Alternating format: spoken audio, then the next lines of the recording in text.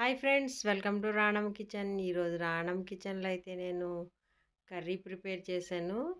ఈ కర్రీ అయితే దోశ, చపాతీ, పూరి, రైస్ అయితే ఇంకా చెప్పక్కర్లేదు, అంత బాగుంటుంది. రైస్లోకి వేడివేడి అన్నంలోకి కలుపుకొని తింటే చాలా బాగుంటుంది ఈ కర్రీ కోసం ఒక గుప్పెడు మిల్ మేకర్ని నానబెట్టుకోవాలి వాటర్లో వేసి. అలాగే 2 ఆలూను కూడా స్కిన్ తీసుకొని వాటర్లో వేసుకొని ముక్కలు కోసుకొని పక్కన పెట్టుకొని స్టవ్ ఆన్ చేసుకొని బాండీ పెట్టుకొని సరిపడా ఆయిల్ వేసి ఆయిల్ వేడెక్కాక కొంచెం జీరా వేయాలి. జీరా వేగిపోయిన తర్వాత 2 ఉల్లిపాయలు కట్ చేసుకొని వేసుకోవాలి. ఉల్లిపాయలు కొంచెం బాగా వేగిపోయిన తర్వాత పైన మూత తీసి 1/2 టేబుల్ స్పూన్ అల్లం వెల్లుల్లి పేస్ట్ వేసుకోవాలి.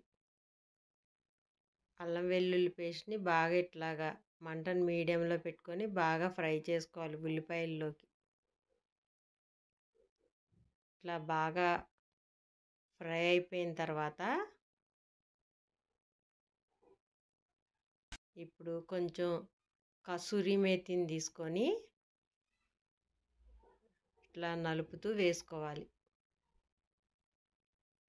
కసూరి మేతి కూడా ఇట్లా బాగా వేగిపోయిన తర్వాత ఇప్పుడు కట్ చేసి పెట్టుకున్న ఆలు ముక్కలను వేసేసుకోవాలి. ఆలు ముక్కలను వేసేసుకున్నాక ములక్కాడలను కూడా వేసుకోవాలి. ములక్కాడ ముక్కలను వేసుకొని మొత్తం అంతా ఒకసారి బాగా ఇట్లా కలిపేసుకోవాలి. ఇలా మొత్తం అంతా కలిపేసుకొని పైన మూత పెట్టి మంటను మీడియంలో పెట్టుకొని మగ్గనివ్వాలి 1 నిమిషం. ఇట్లా బాగా మగ్గిపోయిన తర్వాత మూత తీసి ఉప్పు, పసుపు వేసుకోవాలి. ఉప్పు, పసుపు వేసుకున్నాక ఒకసారి కదిపి అప్పుడు 1 స్పూన్ పెరుగు వేసుకొని మళ్ళీ ఒకసారి మొత్తం అంతా ఇట్లా బాగా కలిపేసుకోవాలి.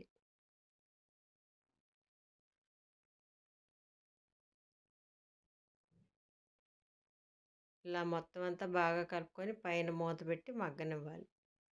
ఇట్లా బాగా మగ్గిపోయిన తర్వాత ఇప్పుడు 1 స్పూన్ కారం వేసుకోవాలి. 1/2 టేబుల్ స్పూన్ ధనియాల పౌడర్ వేసుకోవాలి. 1/2 టేబుల్ స్పూన్ గరం మసాలా వేసుకోవాలి.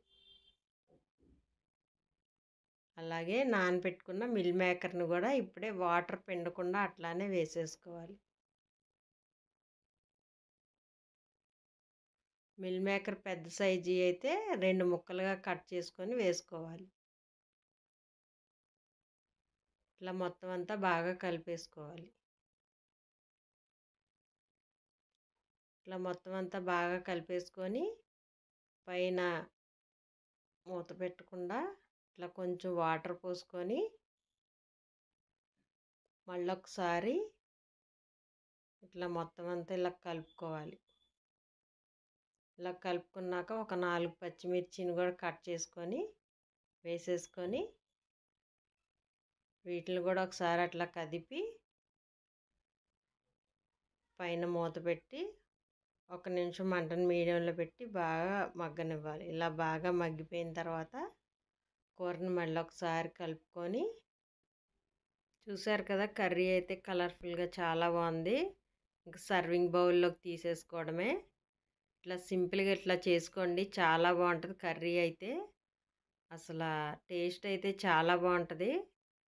మిల్ మేకర్ ఆలు ములక్కాడ కర్రీ చాలా బాగుంటుంది. ఈ కర్రీ తప్పకుండా ట్రై చేయండి. ట్రై చేసి ఎట్లుందో కామెంట్ సెక్షన్లో పెట్టండి. కొత్త వాళ్ళు ఎవరన్నా ఛానల్ చూస్తే రాణం కిచెన్ సబ్స్క్రైబ్ చేసుకోండి. వీడియో నచ్చితే తప్పకుండా లైక్ ఇవ్వడం మర్చిపోకండి. నేను ఈ వీడియోలో సాల్ట్ వేసిన వీడియో క్లిప్ చిన్నది మిస్ అయింది. సాల్ట్ వేసిన వెంటనే పసుపు వేసాను, అక్కడ మిస్ అయింది. Thank you.